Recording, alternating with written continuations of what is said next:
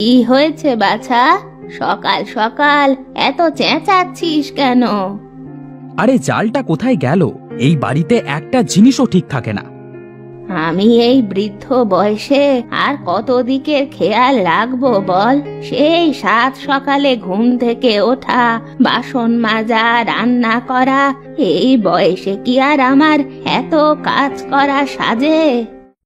তুমি আবারও শুরু করলে? তোমাকে নিয়ে আমি আর পারি না মা। বলি কেন শুরু করব না? পাশের বাড়ির নগেন তোর থেকে 3 বছরের ছোট, সেও এখন 3 বাচ্চার বাবা, আর তুই কিনা আজ অব্দি কোনো মেয়ে খুঁজে পেলি না? হয়েছে হয়েছে, এবার থামো।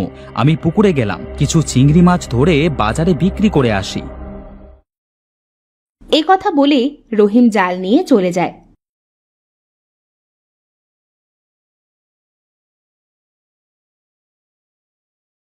রহিম পুকুর থেকে মাছ ধরতে শুরু করে।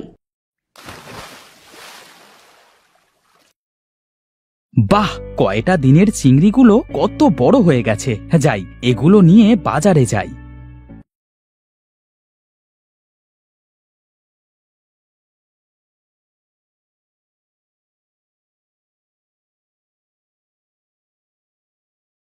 অন্যদিকে রহিমের মা রাজিয়া ঘরের বারান্দায় বসে চিন্তা করতে থাকে। কি পোড়া কপাল আমার! এ বয়সে মানুষ নাতি নাতনির সাথে খেলা করে, আর বিধাতা আমার কপালে কি লিখেছে কে জানে। রাজিয়া এসব কথা চিন্তা করছিল, তখন নগেনের মা তার নাতিকে সাথে করে রাজিয়ার বাড়িতে আসে। দিদি, ও দিদি, তুমি এখানে বসে কি এত চিন্তা করছো? ও কিছু না গো, তুমি এখানে এসে বসো। বলি কি রাজিয়া দিদি, ছেলেটাকে আর কবে বিয়ে দেবে? অনেক বয়স হয়ে যাচ্ছে ওর। আমার নগেনকে দেখো, ওর থেকে 3 বছরের ছোট, এখন ওর 3টা ছেলে মেয়ে। সারাদিন নাতি নাতনিকে নিয়ে হাসি খুশি সময় কেটে যায় আমার। সে কথা আর বলো না বাপু, আমি বলতে বলতে আমার মুখ লেগে গেছে, তবুও ছেলে বিয়ে করে না। আমি বলি কি, তুমি একবার ও পাড়ার রামু ঘটকের কাছে গিয়ে দেখো, কত হাত এক করে দিল রামু ঘটক, নিশ্চয়ই তোমার ছেলের একটা গতি করে দেবেন। তা তুমি ঠিক বলেছ নগেনের মা, আমি কালই যাব রামু ঘটকের কাছে। হ্যাঁ হ্যাঁ যেও, আমি এখন চলি গো, বাড়ি গিয়ে ছোট নাতনিটাকে স্নান করাতে হবে। এ কথা বলে নগেনের মা চলে যায়।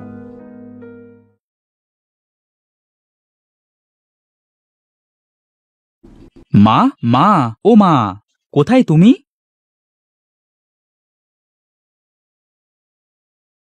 কি হয়েছে, এত ডাকাডাকি কেন?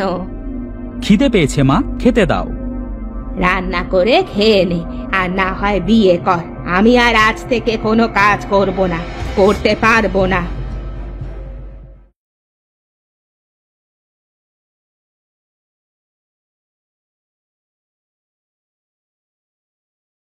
মায়ের কাছ থেকে এই কথা শুনে রহিম পুকুর পাড়ে গিয়ে বসে থাকে। হঠাৎ করে মায়ের কি হয়ে গেল? আমার বিয়ে নিয়ে পড়ে আছে কেন? যখন দেখো তখনই বিয়ে বিয়ে করে, এসব আমার আর ভালো লাগে না। বিয়ে তো আমিও করতে চাই, কিন্তু মেয়ে পাবো কোথায়? পুকুর পাড়ে বসে এসব কথা ভাবছিল, তখন তার চোখে পড়ে পুকুরে অনেকগুলো চিংড়ি খেলা করছে, কিন্তু তার মধ্যে একটা বড় আকারের লাল বর্ণের চিংড়ি দেখা যাচ্ছে। আরে, আমার পুকুরে লাল চিংড়ি কোত্থেকে আসলো? হ্যাঁ, বুদ্ধি পেয়েছি। এই লাল চিংড়ি এখন আমার জন্য পাত্রী খুঁজবে।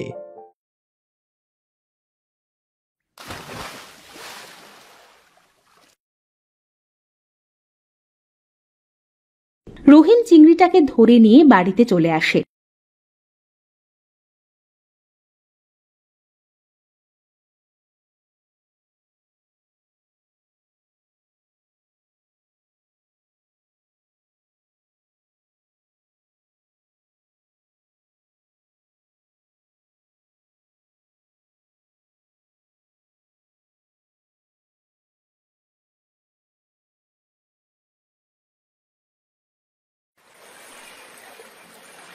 তারপর সে চিংড়িটাকে একটা হাঁড়ির মধ্যে রেখে হাঁড়ির মধ্যে কিছুটা পানি ঢেলে হাঁড়িটাকে নদীতে ভাসিয়ে দিয়ে হাঁড়িটার পিছু পিছু যেতে থাকে।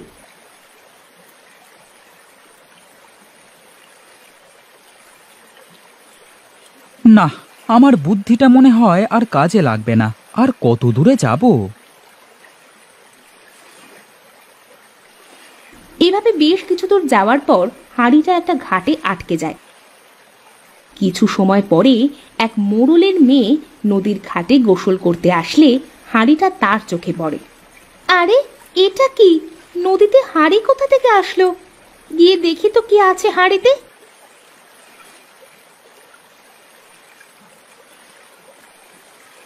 রহিমা হাঁড়ি নিয়ে দেখে হাঁড়ির মধ্যে একটা বড় লাল বর্ণের চিংড়ি। আরে বাহ, এত বড় চিংড়ি মাছ আমি তো আগে দেখিনি। যাই, চিংড়ি মাছটা বাড়িতে নিয়ে যাই।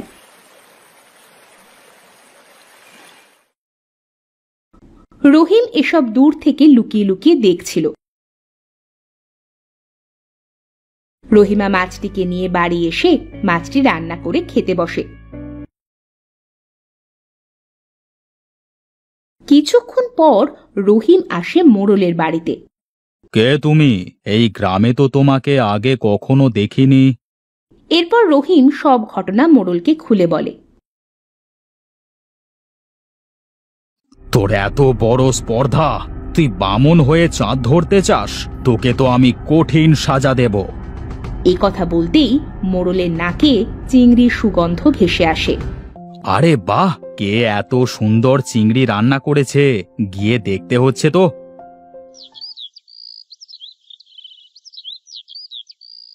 এইদিকে সন্ধে লেগে যায়। রহিম বামুনের মা বাড়িতে বসে চিন্তা করতে থাকে।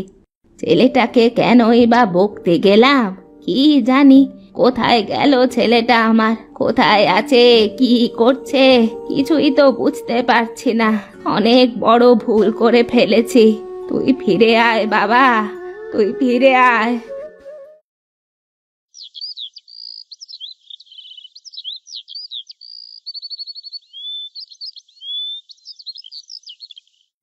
মা, মা, কোথায় গেলে? বেরিয়ে এসো। রাজিয়া ঘর থেকে বের হয়ে আসে। বাবা, বাবা তুই এসেছিস? তোকে নিয়ে কত চিন্তা করছিলাম। আমার ভুল হয়ে গেছে বাপ, আমি আর কখনো এমন বলবো না।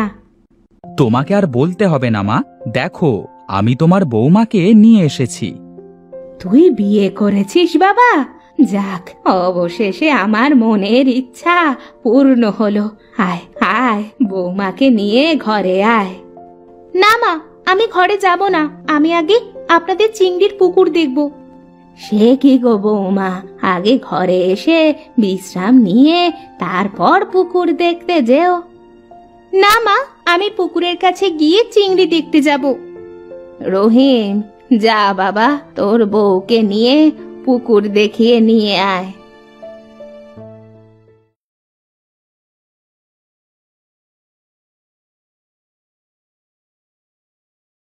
এই দেখো, এই পুরো পুকুরটা আমার। পুকুর দেখে আমি কি করব?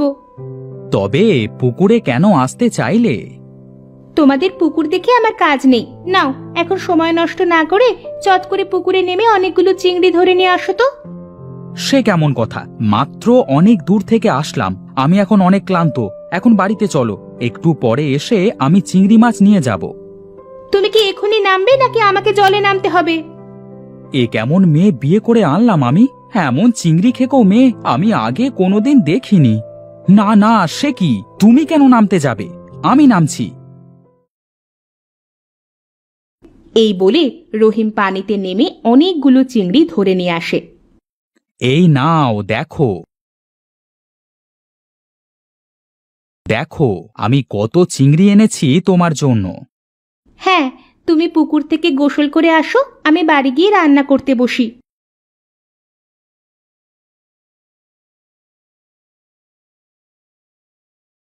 মা, রান্নাঘরটা কোথায়? আমি রান্না করতে যাব। বৌমা, তুমি তো দেখছি চিংড়ি খেতে খুব পছন্দ করো। দাও, চিংড়িগুলো আমাকে দাও।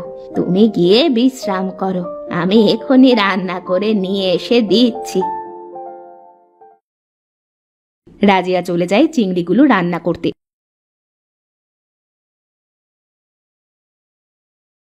কিছুক্ষণ পর রাজিয়া চিংড়িগুলো রান্না করে রহিমাকে খেতে দেয়। রহিমা নিমেষেই সবগুলো চিংড়ি খেয়ে ফেলে।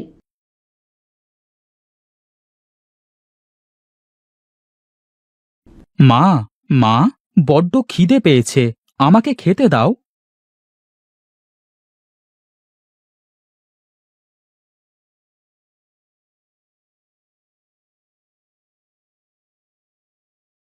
সে কি গো মা, তোমার বৌমা যে আমাকে বলল চিংড়ি রান্না করবে, আর তুমি আমাকে শুধু ডাল ভাত দিচ্ছ?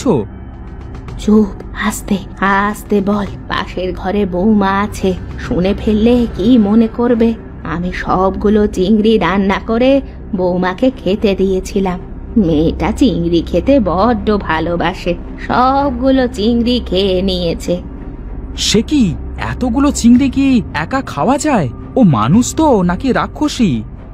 কি যে বলিস তুই অলক্ষণে কথাবার্তা, এমন মানুষ হয়? তোর বাবা যখন বেঁচে ছিলেন তিনি শ্বশুর বাড়ি গিয়ে গোটা পাঁঠা খেয়ে নিতেন।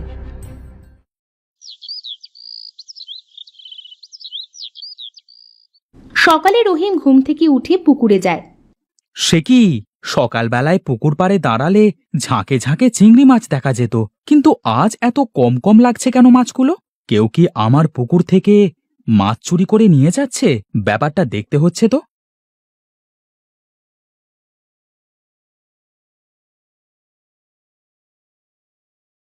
এই বলে রহিম বাড়ি চলে যায়।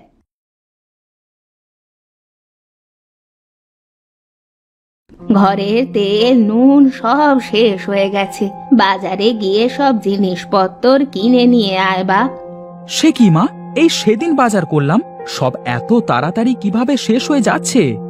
কি জানি বাছা, মনে হচ্ছে রান্নাঘর থেকে জিনিসপত্র সব গায়েব হয়ে যাচ্ছে।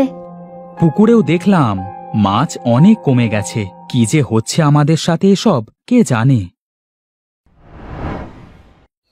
একদিন রাতে রহিম বিছানায় শুয়েছিল, কিছুতেই তার ঘুম আসছিল না। সে চোখ বন্ধ করে ঘুমানোর চেষ্টা করছিল। হঠাৎ সে অনুভব করে তার গিন্নি পাশ থেকে উঠে চলে গেল। আরে, এত রাতে গিন্নি কোথায় যাচ্ছে? তবে কি, ব্যাপারটা দেখতে হচ্ছে তো।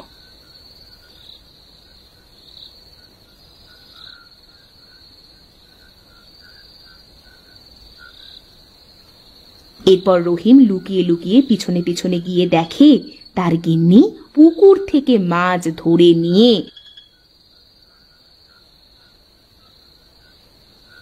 না, এখন অনেক রাত হয়েছে, এখন কিছু বলা যাবে না। এখন গিয়ে শুয়ে পড়ি, যেন কিছু বুঝতে না পারে।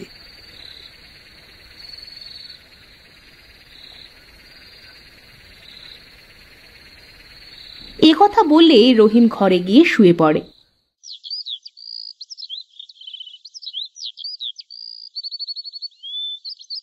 পরের দিন সকালবেলা ঘুম থেকে উঠে তার মাকে সব ঘটনা খুলে বলে। আমারও প্রথম দিন থেকে সন্দেহ হয়েছিল, কিন্তু তুই কষ্ট পাবি দেখে আমি আর তোকে কিছু বলিনি। চল আমরা গ্রামের ওঝার কাছে যাই।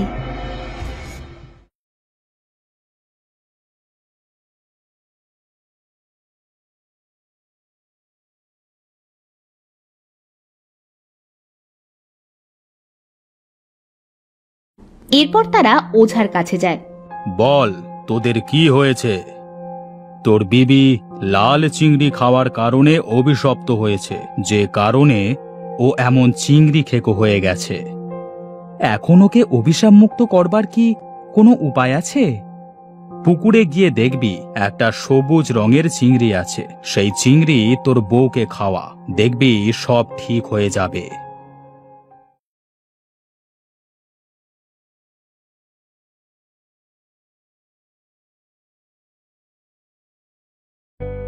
সবুজ চিংড়ি ধরে তার বউকে রান্না করে খাওয়ায়, আর সাথে সাথে তার বউ